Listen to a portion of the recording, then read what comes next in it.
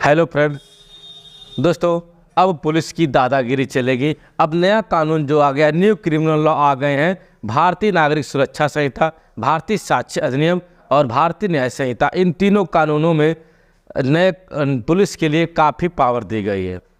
तो पुलिस को इतनी पावर दी गई है कि वह आपके खिलाफ कभी भी किसी भी वक्त मुकदमा दर्ज कर सकते हैं और तत्काल गिरफ्तारी कर सकते हैं। उनको अगर आप उनके खिलाफ कोई मुकदमा दर्ज करते हैं तो वह एक लंबी प्रोसीजर हो जाएगी।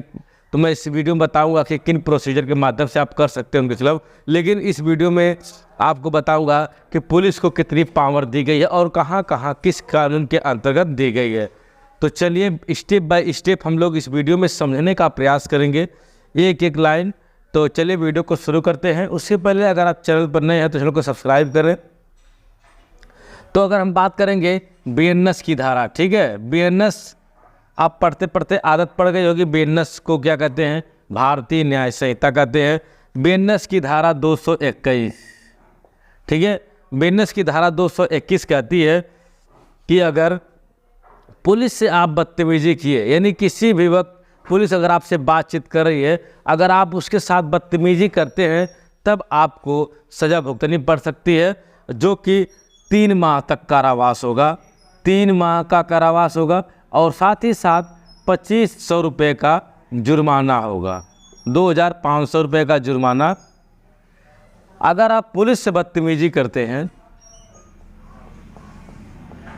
पुलिस से बदतमीजी, तो आपको धारा 221 भारतीय न्याय संहिता के तहत 3 माह का सज़ा और 2,500 रुपये का जुर्माना हो सकता है। दोस्तों इसमें क्या है, 221 अगर आपके लग गई तो पुलिस वाला डायरेक्ट आपको गिरफ्तार कर सकता है। डायरेक्ट गिरफ्तारी इसमें संभव है, यानी किसी भी मजिस्ट्रेट की अनुमति लेने की ज़रूरत नहीं पड़ेगी। देखिए कितनी बड़ी पावर दी गई है कि 3 माह की सज़ा है, लेकिन पुलिस क्या करता है, तुरंत आपको गिरफ्तार कर सकता है इन सेक्शनों में। तो ये हो गई पहली। दोस्तों अगर हम बात करें बीएनएस, भारतीय नागरिक सुरक्षा संहिता, ठीक है, भारतीय नागरिक सुरक्षा संहिता की धारा 35, धारा 35 1 का F, ठीक, देखिए धारा 35 का 1 का F, ये सब सेक्शन है, क्लॉज है। दोस्तों इसमें दिया गया है बीएनएस के तहत 21 के तहत आपको सज़ा हो सकती है, लेकिन गिरफ्तारी तुरंत करने का पावर कहाँ दिया गया है? 35 क्लास 1 सबसेक्शन F में तुरंत गिरफ्तार कर सकती है पुलिस, तुरंत गिरफ्तार, ठीक है। इसमें किसी मजिस्ट्रेट की, किसी सीनियर अफसर की ज़रूरत नहीं पड़ेगी। आप जाकर के BR एक्ट उठा कर देख लीजिए, इस सेक्शन में दिया गया है 35(1) का सबसेक्शन F में दिया गया है कि अगर आप पुलिस के साथ बदतमीजी करते हैं तो पुलिस आपको तुरंत ऑन द स्पॉट हाथों हाथ गिरफ्तार कर सकती है, किसी प्रकार की प्रॉब्लम नहीं। तो दोस्तों अगला जो पावर दी गई है उनको बीएनएस की धारा 132। दोस्तों अगर बात पुलिस से अगर आपने झड़प कर लिया तब आपको धारा 132, यानी किसी प्रकार की उससे बहसबाजी आपने किया, उससे झड़प कर लिया, तब धारा 132 भारतीय न्याय संहिता के तहत आपको 2 साल की सज़ा हो सकती है। 2 साल की सज़ा और साथ ही साथ जुर्माना भी हो सकता है। देखिए कितनी पावर दी गई है। अगर आप उससे बदतमीजी करेंगे तो 221 के तहत 3 माह की सज़ा, 2,500 रुपये जुर्माना। अगर आप उनसे मारपीट झड़प करते हैं 132 के तहत तो 2 साल का सज़ा और जुर्माना हो सकता है, और तुरंत गिरफ्तारी भी हो सकती है, जो कि धारा बीएनएस की धारा 35(1) F में दिया गया है कि आपको तुरंत गिरफ्तार करके वह बंद कर सकते हैं। अब दोस्तों बात करेंगे बीएनएस की धारा, ये सेक्शन देखते जाइए कितने इंपॉर्टेंट सेक्शन है। बीएनएस की धारा 121, ठीक है, बीएनएस की धारा 121 में दोस्तों कहा गया है कि अगर आप पुलिस के साथ मारपीट कर लेते हैं, मारपीट अगर हाथापाई हो जाती है उनके साथ, तब तो और मुसीबत आपके लिए होगी, जो कि 5 साल की सज़ा का प्रावधान करता है। कितना? 5 साल की सज़ा का प्रावधान है और जुर्माना हो सकता है और इसमें आपको तुरंत गिरफ्तारी में जो भी प्रावधान बता रहा हूँ, पुलिस के जो पावर है उसके बारे में बता रहा हूँ कि आप उसके खिलाफ कुछ भी नहीं इस समय कर सकते हैं। जो इतना उनको छूट दी गई है इस नए कानून में कि BNS 132 के साथ झड़प के तहत आपको दिक्कत होगी और उनके साथ मारपीट किया तो 121 के तहत 5 साल का सज़ा हो सकता है। ये जो कि पहले 3 साल था लेकिन अब 5 साल हो गया है। नए कानून में इनको ज़्यादातर पावर दी गई है पुलिस ऑफिसर को। अगली अगर हम बात करेंगे नए सेक्शन के बारे में तो हमारा नया सेक्शन है BNS 223 BNS 223 का सब क्लॉज 2 के बारे में। ठीक है, सब क्लॉज 2 में दिया गया है। दोस्तों अब बात करेंगे हम इस धारा के बारे में। अगर मान लीजिए आप पुलिस के खिलाफ कोई मामला बनाते हैं, सीधी सी बात है थाने में FIR दर्ज नहीं होगा, तब आप जाते हैं कहाँ, कोर्ट में। अगर कोर्ट आपको पहले क्या करेगी, तुरंत FIR दर्ज करने का आदेश नहीं दे सकती है। वह भी कहेगी कि पहले जाइए SP या जो भी पुलिस का सीनियर होगा, सीनियर अधिकारी, उसकी रिपोर्ट लगेगी। ठीक है, उस सीनियर अधिकारी की रिपोर्ट लगेगी कि यह सच में पुलिस वाला गिल्टी है यानी इसने अपराध किया है, तब उसको FIR दर्ज होगी। अन्यथा इसको 232 के तहत उनको पावर दी गई है कि वो अभी FIR दर्ज नहीं कर सकते हैं। दूसरी बात दोस्तों, BNSS की धारा 175(4) में दिया गया है कि अगर आप इसके तहत आप FIR दर्ज कराना जाएंगे तो भी क्या होगा कि कोर्ट पहले क्या करेगी, वह सीनियर अफसर की रिपोर्ट मांगेगी कि पुलिस को जो सीनियर अफसर है आप उससे रिपोर्ट लगे, जांच कराएगी क्या ये सही है।